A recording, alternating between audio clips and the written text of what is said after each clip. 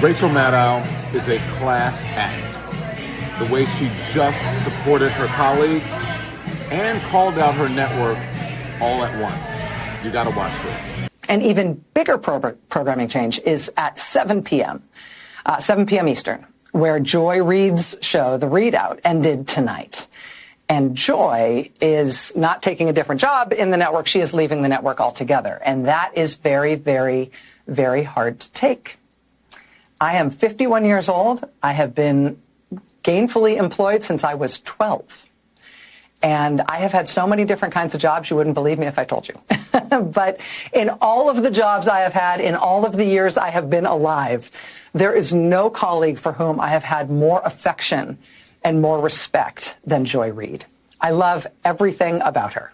I have learned so much from her. I have so much more to learn from her. I do not want to lose her as a colleague here at MSNBC. And personally, I think it is a bad mistake to let her walk out the door.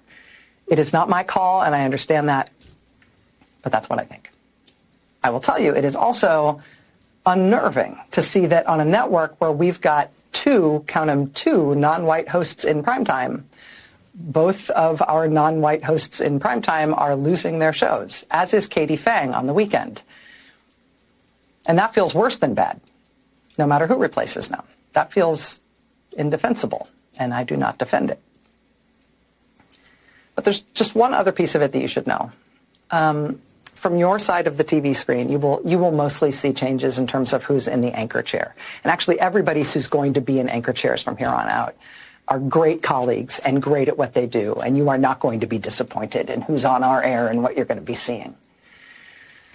But one thing you cannot necessarily see is that the people who get our shows on the air, they're really being put through the ringer.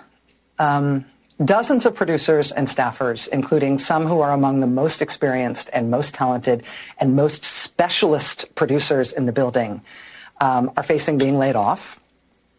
They're being invited to reapply for new jobs. That has never happened at this scale in this way before when it comes to programming changes, presumably because it's not the right way to treat people, and it's inefficient, and it's unnecessary, and it kind of drops the bottom out of whether or not people feel like this is a good place to work, and so we don't generally do things that way.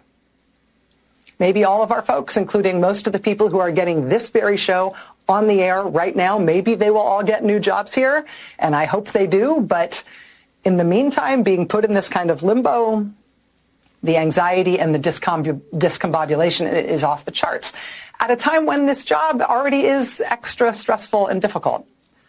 It is not news for me to tell you that the press